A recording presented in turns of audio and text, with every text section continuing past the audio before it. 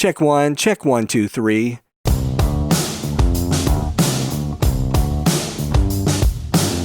Hey everybody, it's Michael Helms, also known as Michael the Sound Guy, and this is the Location Sound Podcast. You know, each episode we talk with location sound mixers, boom ops, and other industry pros about the various aspects of recording sound on location, whether it's for feature and independent films, TV commercials, interviews, any time where dialogue from actors is recorded. I started my career in the recording studios in New York City with some of the big artists back in the day, and later on projects for networks like HBO, Sci-Fi Channel, and the Cartoon Network. As time went by, I got out of the studio and began working in production sound. Whether you're a seasoned veteran or just starting out, thanks for joining us. All right, my guest today was originally on episode 3, and he's a production sound mixer based out of Los Angeles, California. Please welcome back Jimmy Sieczka. Thanks for having me, Michael. Exciting to be back on again. Yeah, it's been has it been a couple of years?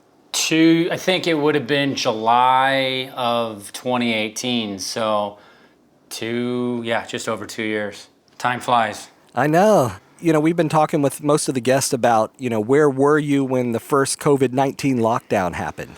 Sure. I can't talk about countries, but the show I was on was an Amazon show, and they just started to release some promos. The show's called The Pack, and it's hosted by Lindsey Vaughn. Super, super exciting show. One of the, probably my top favorite show I've ever been a part of for a number of reasons. There was a 12-person camera crew, a 12-person audio team. There was about anywhere between 70 to 90 of us traveling private from country to country, city to city. We did 9 countries in 6 or 7 weeks. We did tropical. We did some of the most beautiful mountains, snow settings. And without giving too much away, this show was basically The Amazing Race with dogs. Literally the most fun I've ever had. Because the last time I talked to you, I've been getting a little bit, concerned with the industry, the way that it's going. Rates seem to be stagnant or getting worse. And there's just a number of different things that I'm getting frustrated. Almost 2 decades into the business. Like anybody that's in any business, you do it for 20 years, you start thinking like, okay, there's got to be other stuff out there somewhere. So when I got this job, The Pack, it literally reignited my thirst and hunger and quest to be in sound, because it was just a totally new experience.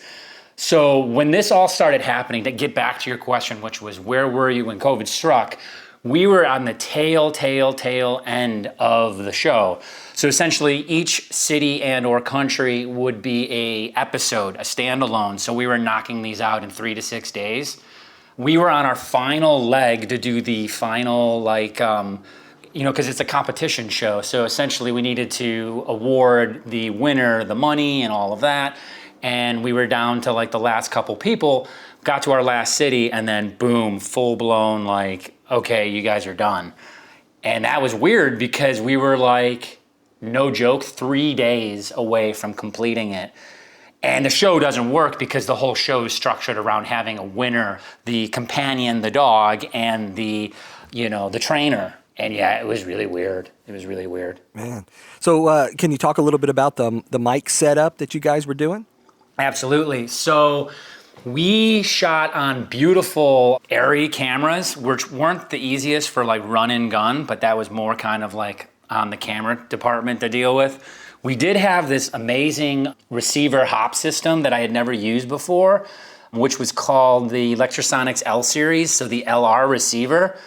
So what was cool about that was, as I had mentioned previously, is we had 12 camera people, 12 audio peeps. And so at a moment's notice, A can go with C crew or D can go with E crew to do a quick interview. So the beautiful thing about the LR receiver is you could stack all of those frequencies, 10, 12, 20 of them in there. So with just a quick button push and a knob turn, you can basically dial in any bag to any camera in 10 seconds. So it simplified the whole thing of like, Jimmy's got to go with this crew to do an interview, or this person's got to go here. So that streamlined being able to talk to all the cameras with all the bags. In terms of miking, we had these Ursa straps because, as I mentioned, this is kind of like an amazing race type show. So it's like running, obstacle courses, waterfalls, zip lining, animals are involved, like, crazy. So we had these Ursa back straps. So it basically sits just below your shoulder blades. And that was used on most of the talent. Some of the talent didn't like it. We would give them a waist strap. And we had the wideband SMQVs, I think they're called. So that's what we used for all of our talent. And we had 13 total. And the Ursa backstrap was great because of any of these kind of running events or anything like that. We knew that the transmitter was secured. And then also what we did was we safety pinned everything down, and we used B6 lavaliers, which were waterproof because we did a lot of water elements too. So we didn't really lose any transmitters. None of them fell out, during any running events because they were secured properly. Same with the head element with the safety pin. So it was an overall massive success. So you're doing all this and then COVID. Yeah, so we're going through country. So we got through 1, 2, 3, I want to say 3 or 4. And then there's like grumblings. And I'll be honest with you, I'm not a guy that's constantly like mainlining news. And especially if I'm doing 6-day weeks, 14-hour days, I'm not going back to my room and putting news on. I'm sorry. It just doesn't matter what time of the year it is. I'm just not interested because I don't have the brain capacity for it. I'm exhausted. So there were some grumblings with some of the people on set, like, hey, did you hear this thing's going on? And I'm kind of like, this is probably the second week of February. I'm like, I don't know. All right, whatever. Then what started to get weird was you'd get out of a country and then you'd find out that country was like shut down. So then you're like, okay, so maybe I'm going to tune in a little bit more. And then it would happen again and happen again. And it seemed like we were always a few days ahead of the virus as it was shutting down country after country. It was insane. And then by the time we got back to America and we had to do our final episode somewhere here in America, that was when the whole kibosh was thrown on it and we had to go home with 3 days left. Wow. So you were already back in the U.S. Well, thankfully we made it back home and then got shut down. But I mean, let's say we were like in Italy at that point, we could have got stuck there. There's a lot of countries that we could have been in. And at that point, if we weren't already in America, we could have just got stuck there. I talked to one friend and not to get too off the subject, but he had a friend that went on a date with a girl and they barely knew each other and were like, hey, let's go to Italy. And, without knowing each other for more than a couple of weeks, they went to Italy. Next thing you know, they're stuck in Italy for like 8 weeks in a hotel room because they can't leave the country. So that was a very real situation. And as I mentioned earlier, there was anywhere between 70 to 90 of us flying together and traveling together. So, I mean, could you imagine? Yeah, it was a nightmare, and we got lucky for sure. Did any of the crew get sick? There were some people that got sick. It wasn't so much that we got sick during the shooting, but it seemed to kind of all the people that really got sick, it was after we wrapped and then days later. The production company was super helpful with all that, with information and being transparent. But overall, I mean, the production company handled it, really well, and it is what it is. And thankfully, I did catch it, but I was asymptomatic, so I didn't feel anything. And once I got back home, it was 2 weeks. There were some grumblings that other people had gotten it that were asymptomatic, gotten it that were kind of sick, no one that was really, really debilitated. And then that was when I was like, oh, I'll go get tested. So I got tested. They said I had the antibodies. So that's kind of where I'm at right now. I'm still practicing all the things that they're telling us to do, social distancing and all of that, but I'm happy and healthy overall. So what did you do when you were on lockdown? There's elements of it that was like during the lockdown that were completely new, but overall, most of it was kind of more of the same. I work a bunch of weeks, bunch of hours, and then I have all the time in the world while I regroup, I get healthy, I stay fit, and find a new job. So for the most part, nothing changed. I'm a huge hockey player. I play like 5 days a week. So the rinks were closed until I want to say late April or May. And then there was kind of this, under the table hush hush. We'll let a couple people out and just get some exercise. So that was really good because I was really starting to lose my mind when I didn't have my hockey to kind of blow off steam. I invested in a bike. That wasn't easy to get. And here I was thinking I had the greatest idea. I'm going to get a bike. But it turns out that everybody wanted a bike in Los Angeles. So that was hard. But I eventually found one and started riding a lot. So that was cool. And that was basically it. Just trying to stay fit, trying to stay active. But yeah, it definitely got interesting at times. When did you go back to work? July. So July 25th, I got on a new show, a new program, new network, Bravo Network, Below Deck. Are you familiar with that show? Yeah. Oh man, that is a crazy show. Were you on the Mediterranean one? I was in the Med. So I should have watched an episode before I got involved with that show because it was hard. It was really, really, really, really, really hard because I'm 3 years sober now, so that show is basically, it's the backdrop or backbone of like alcohol and partying. And 10 years ago, 5 years ago, I would have had an amazing time. But, I have a hard time spending more than 2 or 3 hours with my best friends that are drinkers when they're drinking. Imagine a bunch of strangers that are millionaires and they're all on repeat and they all want to tell the other one how famous or rich that they are. It got really old really quick. Grateful to be working. The production company, I have to hand it to them. It was an amazing, like no one got sick. There was a couple red flags, boom, like the production shut it down. Everything, the infrastructure, everything was in place. So I couldn't have been happier with that. The issue was also, we had a 7-day quarantine in a foreign country. I can't name the country, but yeah, we were in the Mediterranean. And so being in a hotel room, I would imagine it's similar in some respects to being in a prison cell because it's a confined space. You can't go outside.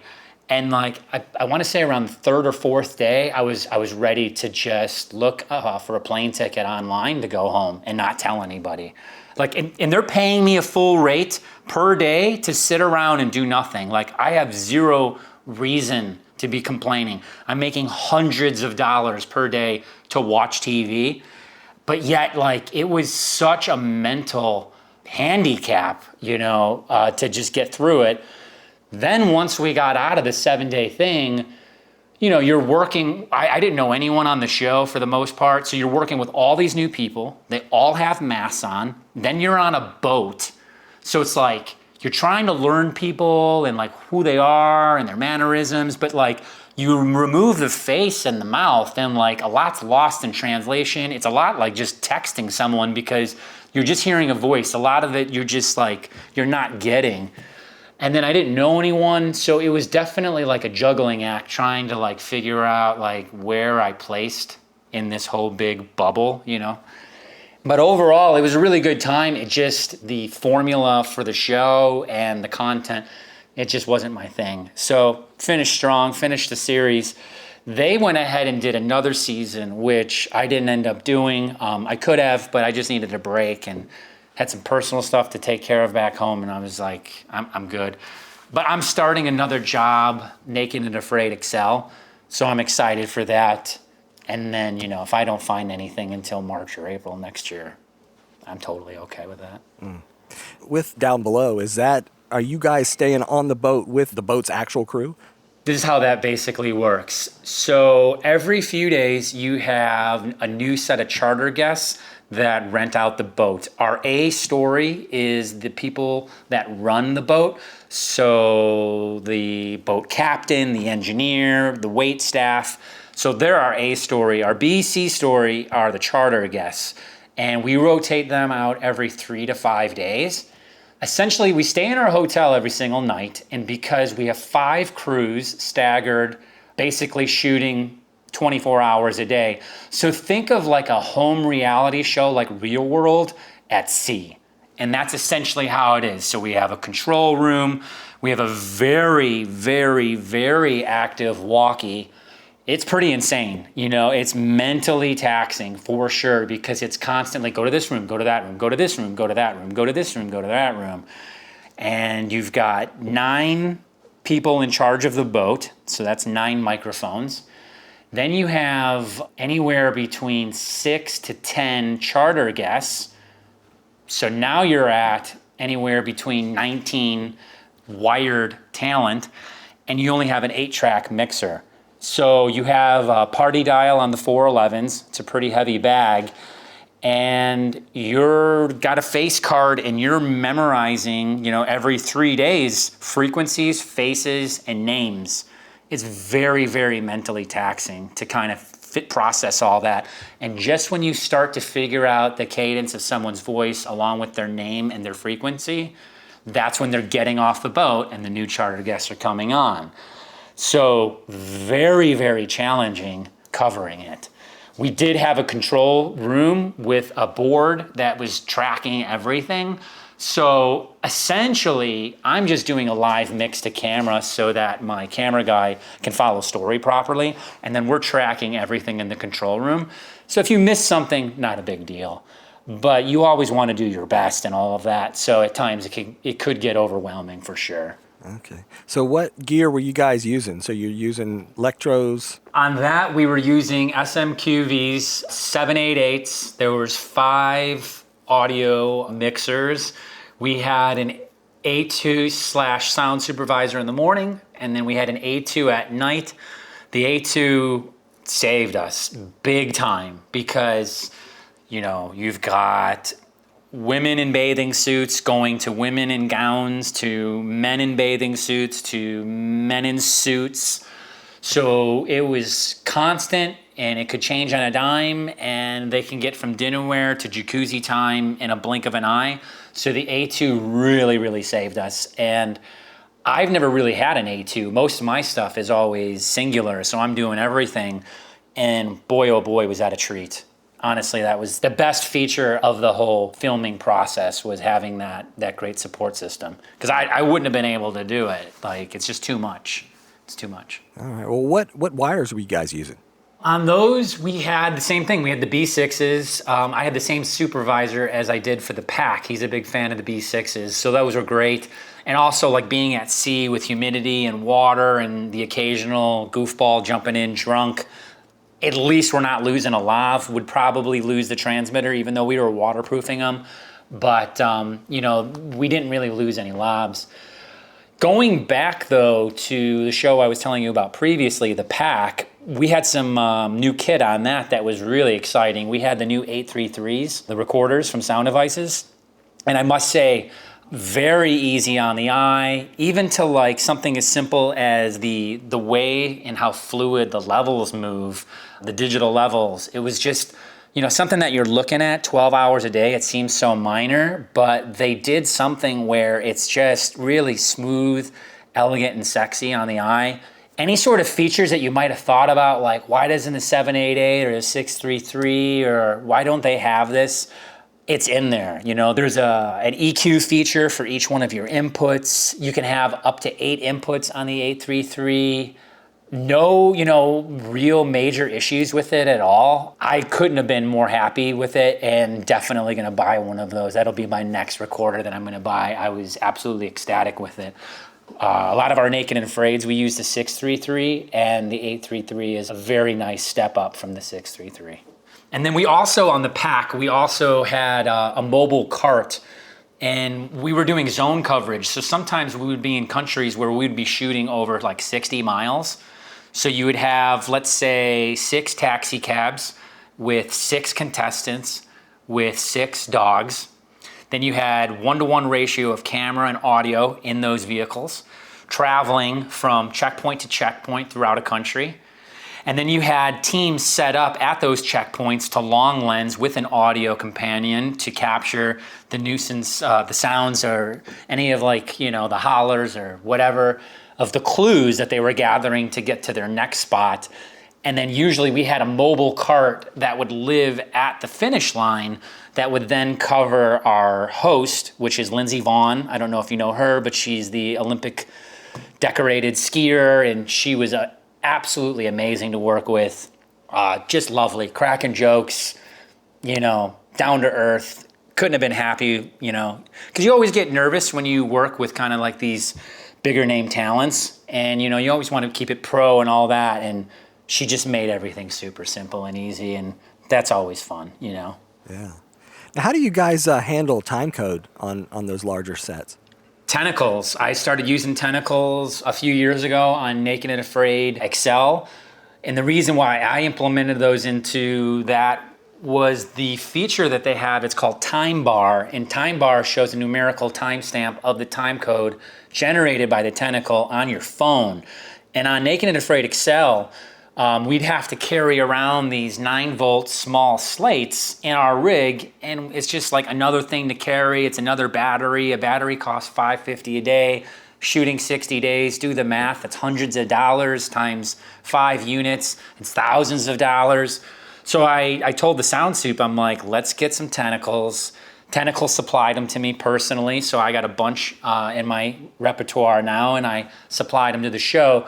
And the beauty is now we didn't have to carry around those huge slates. We had a tentacle on the camera, and then we had a tentacle for the AC. So the AC can pull out their phone at a moment's notice and get the exact time code from their phone, which was being reproduced by the tentacle. And then they can slate GoPros and all that kind of stuff. And that was 2 years ago. Flash forward to the Amazon show, The Pack that we just did, all tentacles, and everything was streamlined. So Sound Soup would come in 20 minutes, 30 minutes before all of us, because sometimes the crew would be staggered, and all of our tentacles would be blinking green. Boom, jam the bag's jammed, put it on the camera. I mean, easy peasy, done, done. And then the same thing went with that. When we had to do GoPros, the GoPros unit would just have a tentacle of their own, or they would grab a tentacle feed from the camera, and then they just have their phone and slate. Because we did so many car-to-car stuff with GoPros, it just streamlined everything beautifully. It was great. And then on Below Deck, that I just did a couple weeks ago, I'm just, it's just such a difficult show. And I saw, because you're doing sound, and sometimes you're just sitting there just tracking, and I'm watching the GoPro team just kind of struggling with what they're doing, and it just looks like overwhelming with like turning it on. You hear the walkie chatter like, do this, do that, do this. And I grabbed one of the guys. I was like, yo, dude, do you know what Time Bar is? He's like, no, what's that? I go, we have tentacles, right? He's like, yeah, we have tentacles. I go, okay, come here. So I showed him my phone, and like, you can just see his mind was blown. He's like, thank you. You've just like saved my life. He was using some third-party thing that he was syncing on his phone in hopes that it would kind of get in a few frames of the master time code in the control room, and then having to go back to the control room every few hours and make sure it didn't drift. I'm like, dude, put a tentacle in your pocket, get Time Bar, it's free, done. And he loved me after that. That's pretty cool. When we were locked down early on, I did some tests, and I bought a little adapter so I could get time code into my GoPro. And I had a tentacle on that, and then I hooked it up to my phone, and then I have a Sony a7S II, and I got that all hooked up, and I just wanted to see, did everything sync up well? And the only thing with the GoPro was like, I want to say 3 to 4 frames. You just had to adjust it that much. But I just wanted to see, how accurate is this? So, but it was good. I mean, technology. I just remember 3 years ago, the big locket boxes, screwdriver, 3 dials, frame rate, it's just, and now it's just you hit a button on your phone. It's crazy. You did some stuff for America's Got Talent a few years back. How was that? That's a really fun show. I did quite a few of those. I did the America's Got Talent casting. So it's a pretty straightforward day. You get paired with a camera guy, you get paired with a producer, and you just basically pick people off in line waiting to do their audition. So I wasn't filming their auditions. We were kind of filming these short little vignettes with whoever we could find that was interesting in the line.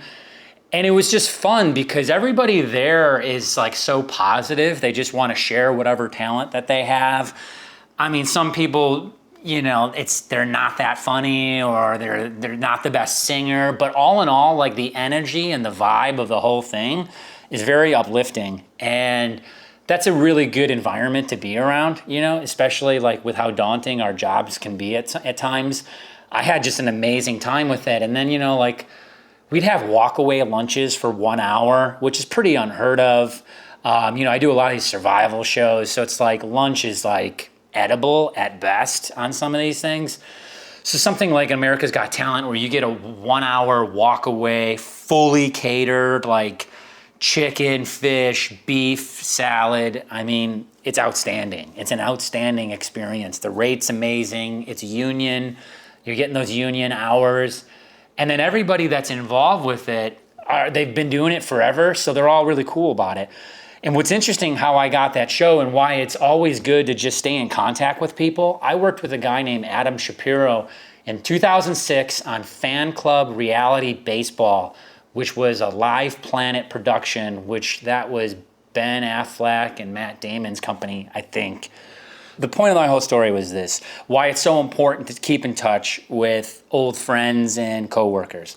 So like I said, I was doing the Fan Club Reality Baseball show and it was just a wild time. And we had this producer that got called out at the very tail end of the show. Like he maybe worked with us for like 4 or 5 days.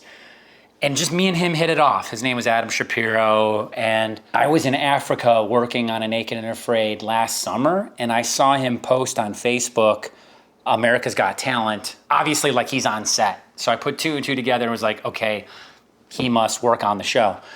So I reached out to him, I was like, hey man, how you been, blah, blah, blah. I see that you're on America's Got Talent. It's a union show. If you guys are ever in need of audio mixers, let me know because all of my work is outsourced. I know you guys work at least 30 days in LA. I'm available. And turns out I get a phone call like a week later. He responds and says, yeah, sure, send me your CV. I send it to him. I don't hear anything back. A week later, I get an email from production coordinator like, hey, our executive producer, Adam Shapiro, told me to contact you. And I was like, wait a second. So this field producer 15 years ago is now the EP of one of the largest shows. And it just goes to show you, you know, you maintain those relationships and you create those bonds. I mean, it's like the old cliche, like, you know, be nice to the PAs because the PA is going to be your boss in 5 years. And that couldn't have been any more true. The field producer that I was friends with 15 years ago is now the EP. And long story short is they hired me instantly. So, you know, I knew the EP, he got me on, and then they got me on, I think 3 or 4 segments. Yeah, and it was an amazing experience. So make friends, you know, make sure you network and stay in contact with people because you never know where that next job's gonna come from. Over the past couple years, do you have a nightmare project that you can share with us without any names and places? I would say for sure this last show that I just did, Below Deck, was a total nightmare. I was just gonna say it really made me appreciate how difficult Naked and Afraid is. Like, Naked and Afraid is super difficult, but you're outside, you're hiking. It's a whole different experience versus just being trapped on a boat. And as hard as the job was for Below Deck, you have to also keep in mind that this is at the height of COVID. So there's major rules in place, which made it even more mentally taxing. So like, it's not so much that show was a nightmare, it was the show and along with like the time period because everyone's masked, mask fatigue, all of those rules. And then, you know, I'm doing the night shift 4 p.m. to 4 a.m. Guess what? I'm not having like access to the weight room like all the day people. I'm not having access to all the night meals because the kitchen's closed. So all the benefits of like having the AM shift in regards to using the gym and having things to eat at night, like they weren't an option for us. And when I wasn't on the boat shooting, I was 100% locked down in my room. So there was no like hanging out. There was no like, hey, let's hit the promenade and go to a restaurant. It was utter lockdown. So it was work 12 to 14 hours, and then it was like, go back to your room. It was insanity. And most people, we don't have to experience that. Well, not only that, it's like, I made a list 2-3 days ago of countries that I've been to because I wanted to know the number of countries that I visited in my career. And the last country that I named was the country that I did below deck in. I was in that country for 2 months. I didn't see anything, right? I saw a car ride to the hotel. I saw a walk from the hotel 100 yards to the boat, and then I was at sea. And that's all I saw for 2 months. And that was it. So like, yeah, I was in that country, but I couldn't tell you what it's like. I couldn't tell you anything about it at all. So it was bizarre. It was really bizarre. I mean, that's a kind of isolation in a lockdown kind of thing that most people don't have to deal with. So that's, yeah, I appreciate you sharing that. That's crazy. Yeah. And, you know, I'm super grateful that the production company involved handled it as well as they did because, like I said, we had a couple flare-ups. There was like a false positive, so everything was like paused. There was always like a protocol and a system that was always calmly administered. And you know, it was never like any sort of chaotic, oh shit, what are we gonna do? There was always an answer, and we had like a medical safety team always there. And I didn't even mention this, but I was getting COVID tested 2 or 3 times a week.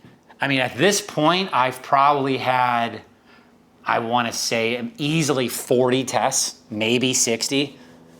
So yeah, I'm no foreigner to COVID tests and getting my brain tickled by a Q-tip. And they don't get any easier, do they? I mean, no, they don't. Your eyes are watering, you know, they're jamming in your nose so much that you're like coughing. Yeah, it doesn't get any easier. Yeah. You just got to try and stay calm and not like get too upset because it's not the fault of the doctor that's administering the test, but like it's so annoying that sometimes you come across as a little underappreciative of the whole experience that they're going through and how difficult that is, because it's just a lot, you know. It's just a lot. Are there any other projects you want to talk about as we kind of start to wrap things up? Something that maybe we haven't discussed? I'm going out to do another Naked and Afraid Excel, which is super exciting. It's going to be here in America, which I'm really excited about. Typically, those shows are, you know, off the grid, Africa, South America. I'm just excited to have like all the amenities and luxuries of being in America. For example, like I can make a phone call, you know. When this podcast comes out, I can grab my phone and listen to it and not have to worry about how much data it's gonna take and how much it's gonna cost me to download it. And, you know, so I'm really excited for that because most of my work is like overseas, and, you know, now I get to see a new piece of America that I haven't been to. And yeah, I'm stoked for that. Grateful to be working. There's so many people that aren't working. So I'm super grateful to just have a job. For those people who haven't gotten back to work yet, any kind of encouragement you can give them? I would just say, you know, stay patient, keep networking. I don't want to sound pessimistic, but I mean, here's the thing that I've been noticing. I've been getting more calls for jobs than I usually do in the past. And what I'm noticing is the rates are just getting worse. And I feel like I've talked about this with, like, for example, a buddy of mine that's in the elevator union in Chicago, and he's getting kind of put into this scenario of do more work, more hours, more dangerous, less money, the old 2-for-1 special. And in my mind, when COVID started happening, I started to think, like, for like maybe a week, I was like, oh, this is the time when rates we're going to get 650 for 10, you know, we're going to get 700 for 10. I've been doing this 20 years, like no arguments. And then like after a week, you know, we're halfway through March, early April. And then I started thinking, like really having to think about it. And I was like, you know what? This is just going to be an excuse for a lot of these production companies because they want to ride on the coattails of, well, we need less people and we need to get rid of wardrobe and we need to teach the producers how to shoot and do audio. And guess what? Like, that's a thing. Like, I got a buddy that's a showrunner. He's been tracking these fires in California. He did a show, a documentary 4 or 6 weeks ago. $1 million show. No audio, 4 or 5 different producer camera teams, camera guy doing all the audio. And in my head, he's telling me this and he's like, yeah, there's no audio. And I'm like, okay, so you're gonna have firefighters going into insane environments with insane protective, thick wearing clothing and helmets and masks. And you're not gonna have an expert like miking. Gonna be a complete disaster. This is like 2 months ago, I have this thought. He hits me up like 3 weeks ago, a text message. I'm in post-production. I don't know what to do. All of the audio is unusable. And it's like, yeah. I mean, and it's like this thing that I saw 10 years ago about teach the camera guys how to produce and shoot and do audio. It's now even more of a thing because now they want to have less people on set. I don't know. I don't know what's going to happen in 5 years. So let's try and stay positive because I feel like it's only going to be more difficult to get these audio positions in the years to come because they're just trying to just shave off production costs. And unfortunately, I feel like that's going to be the norm. You know, more camera guys that are shooting and doing audio. And just the highly, highly specialized audio guys, obviously doing all your narratives, your scripted TV, but less and less are going to be doing reality, it seems like. Hopefully, you know, the loss of audio quality is this will be a phase, and they'll realize, you know what, we need to go back. Sure. You know, we need to do something different. Right. They got enough to deal with ISOs, lighting, codecs, focal length. I mean, producer jabbing in their ear. Like, a buddy of mine, he just did that show for months. This kid is shooting the whole show, and he's carrying around a 788. So, you know, he carries the 788 on and off the boat, and he's miking them all. He's checking, I mean, obviously the batteries need to be changed, so he's changing the batteries on the transmitters, frequencies, the MPs on the 788, and he's shooting the show. And I'm just like, wow. I mean, he hit me up like 4 weeks in, and he's like, dude, I don't know if I can do this. I'm like, I don't know how you're doing it. It's just like, that's a lot, man. And the thing is like they can get away with it because think about it. When you watch 99% of these reality shows, it's all okay, let's get them. Check out this fish. Oh, this is amazing. It's just those little one-liners. And then it's all B-roll. And then it's all interviews. And anybody can set up an interview when it's controlled and you have that controlled environment and you have a boom and you have a wireless. And then that's it. So like when it comes to story and getting production audio with story on these reality shows, less and less and less of the production's actually being used. And it's all like the interview stuff that's driving the whole story with B-roll. So they can get away with not having, to a degree, they can get away with it because they save their butt with all the hours and hours of mind-numbing interviews they have. You know, how can we end this on a positive note? What I noticed the most about this whole epidemic was the more that I kind of just sat around and did nothing, the more I had time to like dwell on negativity and all that. So it's just like, go out for a walk, go out and enjoy yourself. It's going to pass. It's not going to be forever. You know, we're all going to get through it for sure. We're all going to get through it. That's the best thing that I could say, you know, to leave this on a positive note. It's not going to be forever, that's for sure. I appreciate it, man. All right, Jimmy Sieczka, everybody. Go back and check out episode 3 for Jimmy's first interview. Thanks for having me on, Michael, and I wish you all the best. The podcast is hugely successful, and I'm just happy to be a part of it, and I'm happy to be on it for a second time, and thank you so much for having me on. Hey everybody, this is Tim from Tone Benders. In our latest episode, we talk with 4-time Oscar winner Richard King. He tells us about the ultra-complicated sound for Christopher Nolan's latest film, Tenet. We talk about creating interesting sound design for scenes happening in reverse, how to build cinematic body punches, and his thoughts on the controversy over the film's dialogue mix. Listen wherever you find podcasts or at tonebenderspodcast.com.